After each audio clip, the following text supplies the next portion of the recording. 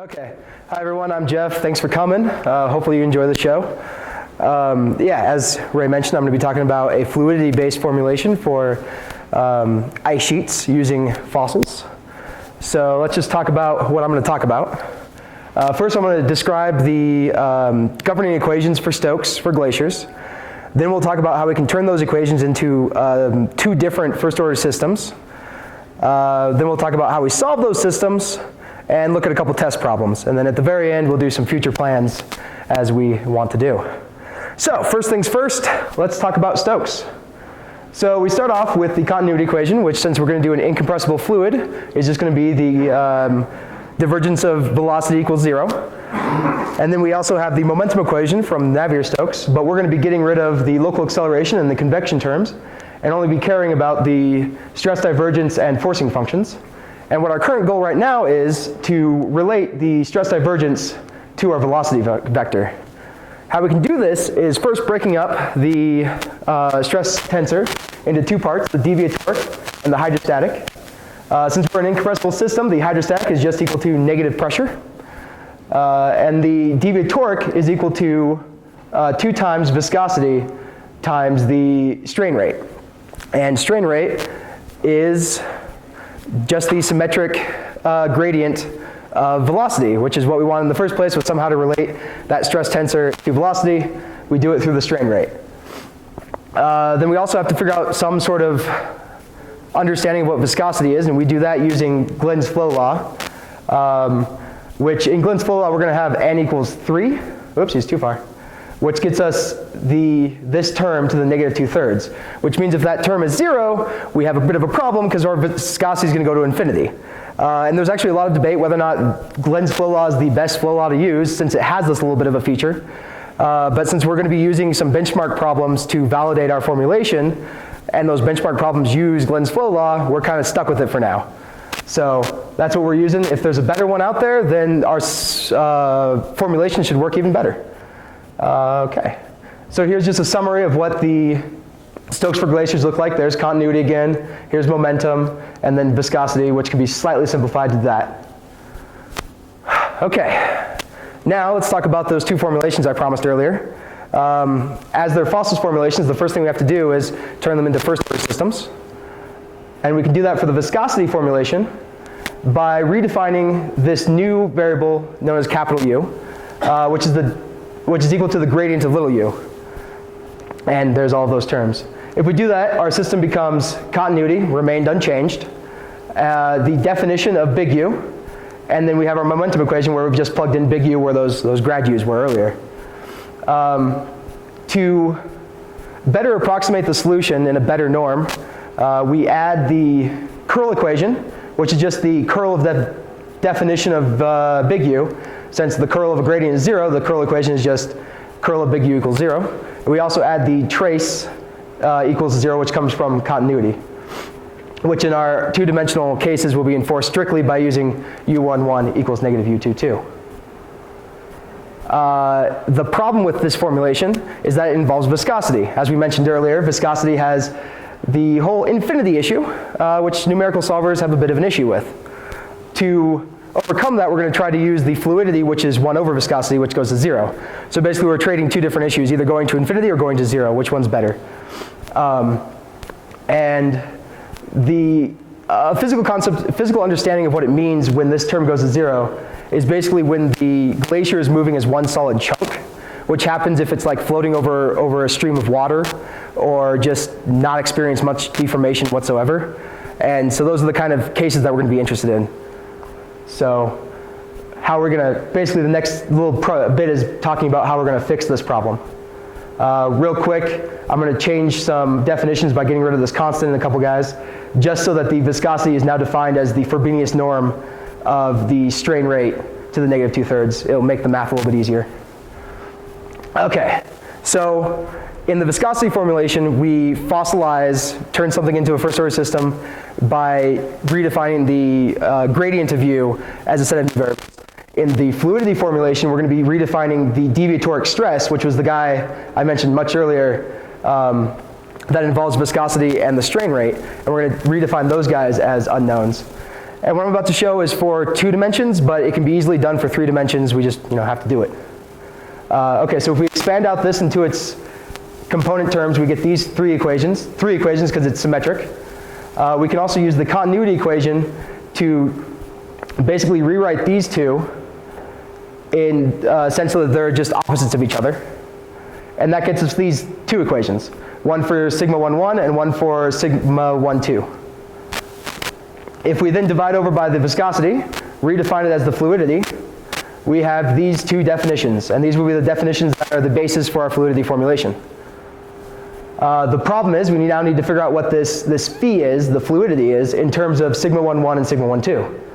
To do that, we just start off with the definition of viscosity. We invert it. We split it into 2 parts. We notice that this part is just viscosity squared.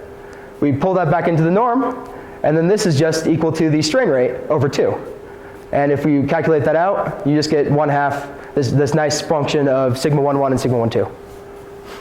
And that's what our fluidity is. So all together, we have our definition equations of these sigma terms, our continuity equation, which still is unchanged, and we have our momentum equation, which is now written with sigmas as opposed to capital U's. Just like with the viscosity formulation, we want to somehow get a sense of the curl so that we can, again, have a H1 type system so we can use AMG on it. And to do that, we have to create a new unknown. And this guy we're going to call, basically it's kind of like vorticity. And so it's this psi function times the vorticity equals vorticity. So it's kind of like the vorticity. And we have the psi defined in a way that's similar to the fluidity. Now I'm going to put a little side note here. We have since discovered that defining psi in this way causes the vorticity to have a root-like behavior that's not the greatest for numerical solvers. So we've, in newer versions of this formulation, we have psi equal to 1, which is a lot better.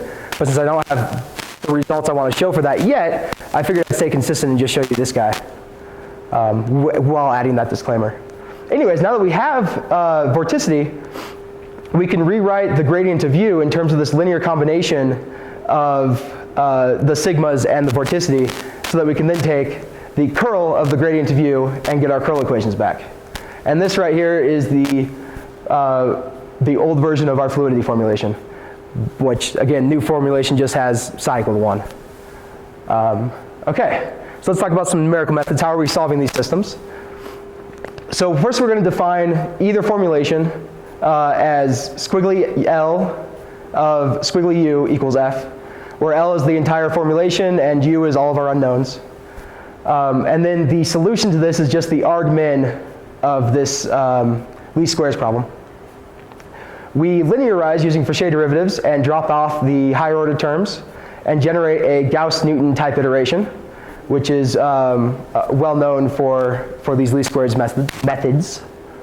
Now we have to solve a linear problem on each Newton step, which is represented by this minimization, which is also equal to this equivalent weak variational form, which is what we actually implement in our code Phoenix. Or not our code Phoenix, the code Phoenix that we use, because Phoenix is awesome. And then we can also look at the linearized functional and say some things about it.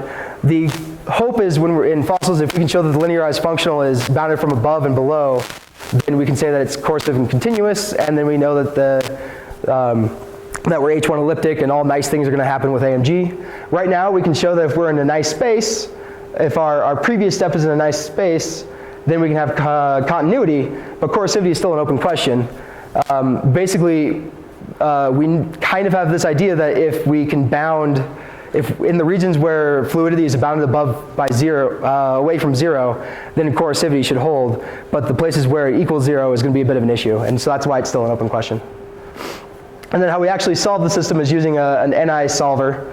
We start on our courses grid, and then we do our Newton iterations on the courses grid by discretizing the linearized PDE, solving AX equals B using preconditioned CG, which has been preconditioned with AMG. And then after that solve is complete, we refine using either some adaptive mesh refinement method or some uniform refinement method, which is what I've been doing so far. We refine up, interpolate the solution onto this new finer grid, and repeat the process until we're as fine as we possibly want to be. And that's That's the system that we're using. And we're using Phoenix and we're using Hyper for our AMG solve, which has been wonderful. If you don't know Phoenix, look into it. It makes life so much easier. Okay, so let's look at these test problems. The first one is a very, very simple test problem. Basically imagine an infinitely long glacier flowing down an infinitely long hill that we've then rotated so that we have just a nice rectangle, because rectangles are nice. Instead of using gravity as our forcing function, we have to use this sines and cosines, and that's because the solution that you get from using gravity is pretty much exactly within our finite element space, so we can't really do much analysis on it because it's solved so easily. So we use this guy as our manufactured solution so that it's a little bit easier to see what's going on since we've chosen such a simple domain. The boundary conditions on the surface, we have a stress-free condition, which is equivalent to the normal component of the stress tensor equals 0, which if you plug everything in, we get these two conditions down here.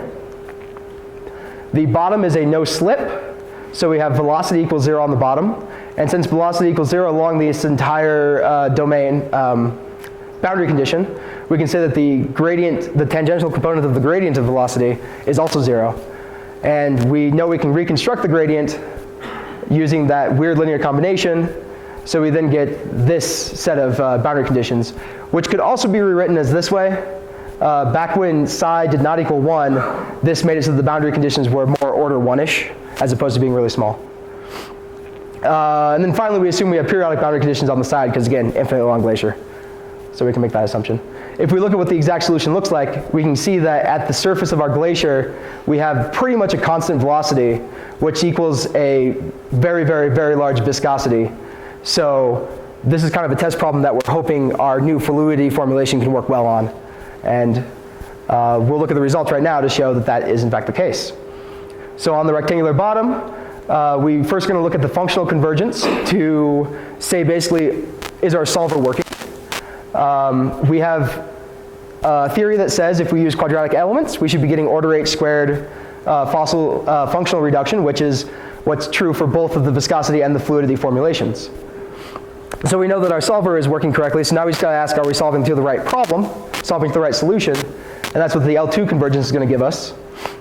Again, theory says that we should be order h cubed for quadratic elements, and the fluidity is nice and order h cubed. The viscosity seems like it's faster in the beginning, but then it starts to slow down.